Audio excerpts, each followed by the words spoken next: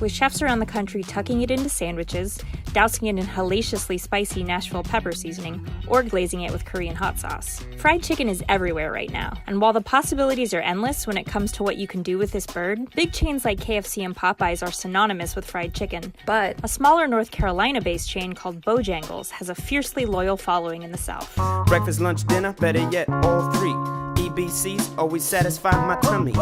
You may never even have heard of it, but devoted fans from Virginia to Tennessee will tell you it's fried chicken royalty.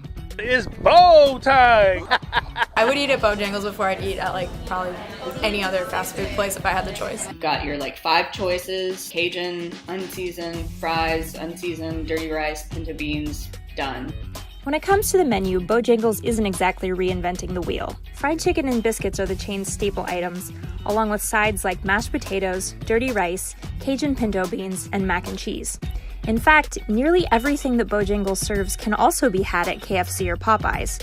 So why are Bojangles fans so obsessed? It's like heaven, I think. The inside's really juicy and it's just the outside's really crispy. Can't really stop eating it once you start. It pulls a lot from Creole and Cajun cuisine. Your grandma can eat it. Perfect when you're hungover. I throw hot sauce on it because I like it really spicy. When the Washington Post did a fast food biscuit taste test and rated Bojangles near the bottom of the list, North Carolina Senator Tom Tillis took to Twitter to drag the paper, saying its taste testers needed to have their taste buds checked. Bojangles touts its chicken as being fresh, never frozen, and it's marinated for 12 hours before being hand-breaded and deep-fried. The biscuits, meanwhile, are made with special care.